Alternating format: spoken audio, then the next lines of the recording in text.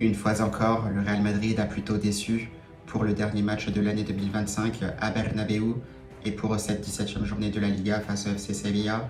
Bien que le Real Madrid ait gagné face aux Andalous, la performance laissait à désirer parce qu'il y avait trop de manque dans le jeu du Real Madrid. Buenas a todos y a todas, j'espère que vous allez bien, c'est Bakikune des Madrid. On se retrouve pour une nouvelle vidéo à propos du Real comme d'habitude et surtout pour parler de ce dernier match de l'année 2025 face au FC Sevilla pour cette 17e journée de la Ligue. Vamos!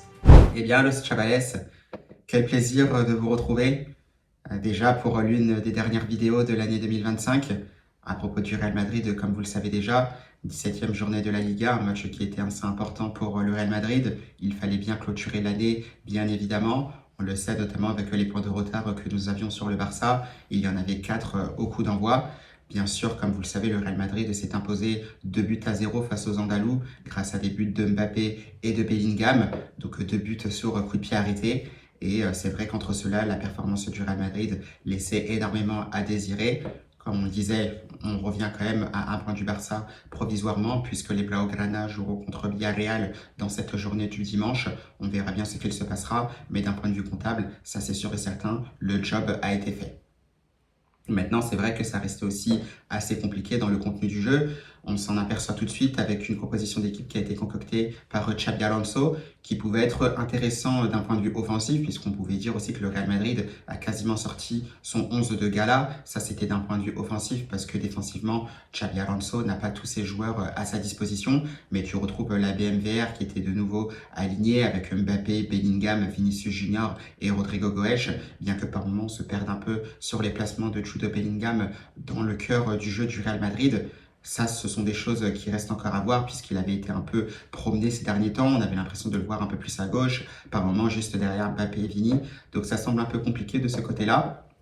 Toujours que Xabi Alonso a décidé d'aligner cette BMVR-là. Voilà, ils étaient accompagnés par Güler et puis Aurélien Tchouaméni. Fran Garcia à gauche en l'absence de Carreras, Mendy beaucoup trop juste de toute façon, Hysén avec Antonio Rudiger, Asensio latéral droit au vu des absences puisque Federico Valverde a été laissé au repos et Trent Alexander-Arnold et Dani Carvajal sont tous les deux out pour le moment.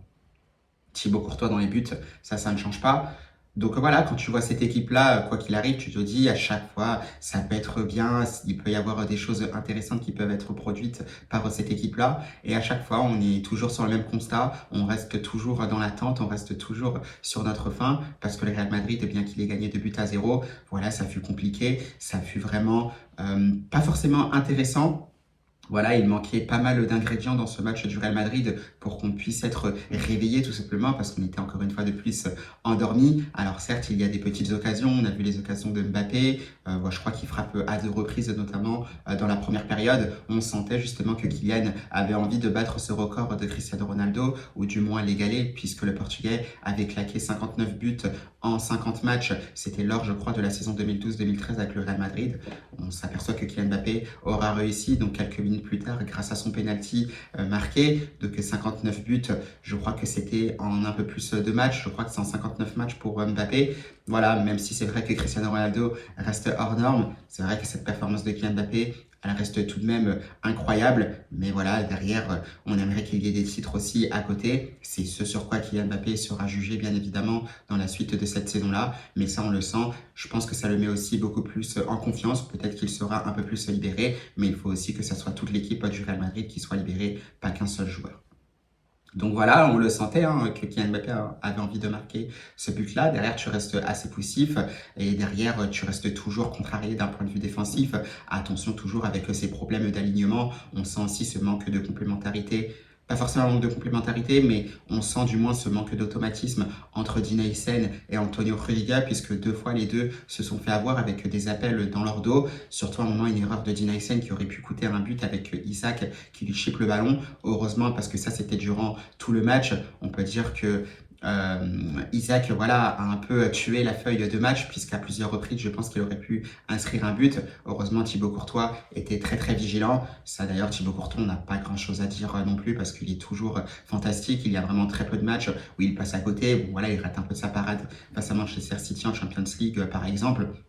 Mais voilà, il est toujours au rendez-vous. On peut dire vraiment que c'est l'homme du match, même si c'est vrai que Jude Bellingham était certainement l'homme du résultat grâce à son superbe but de la tête qui viendra quelques instants plus tard, là où le Real Madrid avait du mal à créer des choses, avait du mal à être fluide dans l'organisation de son jeu. On arrive à se reposer sur les coups de pied arrêtés et c'est bien parce que j'attendais plus de buts du Real Madrid dans ce domaine-là avec des coups francs, des corners qui soient bien tirés. Là, c'était très bien tiré par Rodrigo Goes. Jude Bellingham qui arrive à reprendre le ballon de la tête tout en étant lancé, il arrive à la décroiser parfaitement, il arrive à se servir de la vitesse du ballon, le fait d'être lancé pour juste avoir ce petit geste subtil pour décroiser ce ballon à l'opposé. Le gardien de Séville ne peut rien, 1-0 pour le Real Madrid qui est plutôt bien lancé mais sans forcément dominer parce que dans le jeu c'est plutôt Séville qui ressort plutôt bien le ballon, un Alexis Sanchez qui était assez remuant, on sentait que cette équipe du Real Madrid avait un peu de mal à le prendre. Derrière c'était plutôt pas mal aussi avec le saut au milieu de terrain, un FC Séville qui n'hésitait pas à ressortir le ballon de derrière. Donc voilà, il y avait plus de cohérence côté andalou.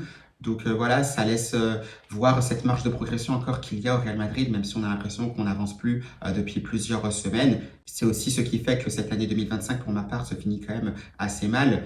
Bien que cette saison 2025-2026 en août avait bien commencé pour le Real Madrid, voilà, je pense que ça a régressé davantage dans le contenu du jeu et c'est vraiment dommage.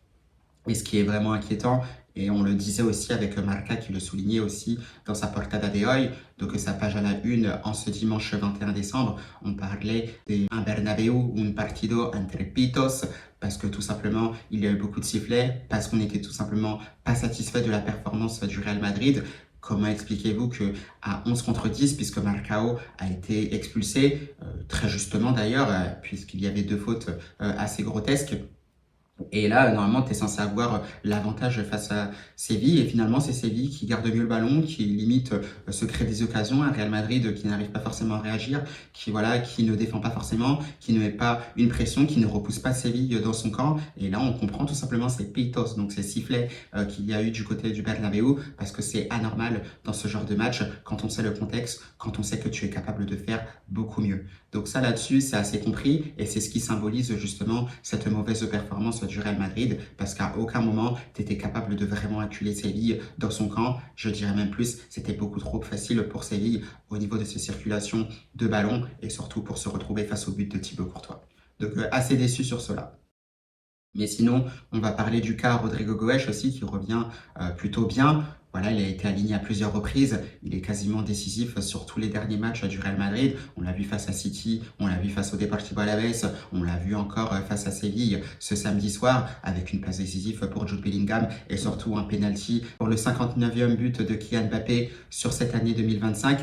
Donc on le sent, c'est un Rodrigo Goes voilà, qui a bien réagi, qui a su prendre sa chance. Maintenant, à voir ce qu'il se passera parce qu'on sent toujours que ça ne va pas d'un autre côté pour Vinicius Junior. On le sait, Vinicius Junior n'est pas forcément aidé, surtout quand il a le ballon. Par moment, on sent qu'il y a un manque d'appel, un manque de mouvement qui, par moment, l'empêche peut-être de jouer les 1 contre 1 trop facilement esselé. Il a des 2 contre 1 joués, voire même des 3 contre 1. C'est très difficile, d'autant plus pour un joueur qui n'est pas forcément en confiance, qui est toujours à la recherche d'un but, on le rappelle. Et il a été sorti, Vinicius Junior.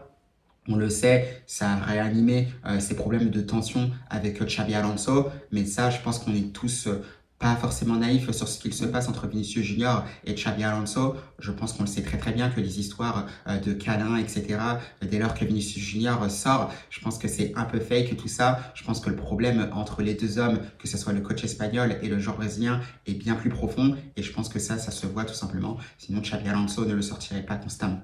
Donc ça, c'est une des choses. Après, derrière, voilà, il y a eu des polémiques qui ont été relancées sur le fait que Vinicius Junior change tout de suite sa photo de profil sur ses réseaux sociaux. Moi, je pense que là-dessus, on s'enflamme peut-être un peu trop, même si c'est vrai que ça peut laisser anguille sous roche. Mais il y a d'autres joueurs du Real Madrid qui n'ont pas des photos avec un maillot du Real Madrid en photo de profil. Donc je pense que tout ça, ça ne veut rien dire. C'est un peu pour mettre un peu plus d'huile sur le feu sur cette histoire entre Vinicius Junior et Xabi Alonso. Donc attention quand même à tout ce qu'il se dit. Mais ce qui est sûr et certain, c'est que pour l'avenir de Vinicius Junior, ce n'est pas forcément tout rose, tout n'est pas forcément au beau fixe. Donc j'attends de voir encore une fois ce qu'il se passera parce qu'on le disait, ce problème-là est bien plus profond. Donc voilà, Los Chavales, par rapport à ce que j'ai à dire sur ce match-là entre le Real Madrid et le FC Sevilla, attention aussi à surveiller le cas d'Unai Essen, qui est en vraiment que de confiance en ce moment. On le sait avec plusieurs erreurs qui auraient pu coûter cher au Real Madrid, surtout cette pas faculté, mais cette faiblesse, notamment quand il met du temps à se retourner dès que le ballon part dans son dos. Attention à cela parce qu'on identifie que c'est facile de prendre le Real Madrid en profondeur dans leur dos. Donc attention à cela parce que c'est un Unai Essen en ce moment qui va mal et ça semble loin. La période où tout simplement il avait bien commencé au Real Madrid, c'était pendant la Coupe du Monde des clubs. Donc voilà, assez déçu quand même de cette performance du Real Madrid, tout simplement en demi-teinte. Tu assures l'essentiel, c'est de revenir quand même à un point du Barça avant le match des Blaugrana face à Villarreal. Sinon, c'est vrai que ça reste assez compliqué. On fera bien sûr un bilan, je pense, de cette première partie de saison du Real Madrid. Vous pourrez d'ailleurs me dire ce que vous en pensez, si elle est vraiment faible, moyenne, bien ou très bien. Donc là-dessus, vous pourrez répondre à ce sujet-là en commentaire, Los Chavales. Mais pour ma part, c'est vrai que je reste assez déçu. J'y reviendrai sur une vidéo de bilan de cette première partie de saison. Mais pour ma part, ça reste vraiment moyen, très moyen, pour pas dire faible. Donc voilà, Los Chavales, c'était une dernière vidéo pour un débrief d'après-match pour cette année 2025. J'ai pris énormément de plaisir à faire toutes ces vidéos sur toute cette année-là. Et c'est vrai que j'aurais bien aimé, comme je le disais, que ça se termine bien avec une performance qui nous fasse un peu rêver de la part du Real Madrid. Mais bon, on va se contenter du résultat, d'avoir assuré une victoire pour cette dernière au Bernabeu. Comme le disait Thibaut Courtois, ça restait le plus important, bien qu'il faut améliorer justement le contenu du jeu du Real Madrid. Et je pense que c'est déjà pas mal pour clôturer cette année 2025 pour ma part. Donc voilà, on se retrouve un peu plus tard, donc quelques jours je pense avant la fin de cette année 2025. On parlera donc de ce bilan. Moi ce que je vous souhaite, le Chavales, c'est bien sûr une belle fin de week-end, un bon début de semaine, surtout de belles fêtes, un bon Noël qui arrivera très très bientôt et surtout à la Madrid.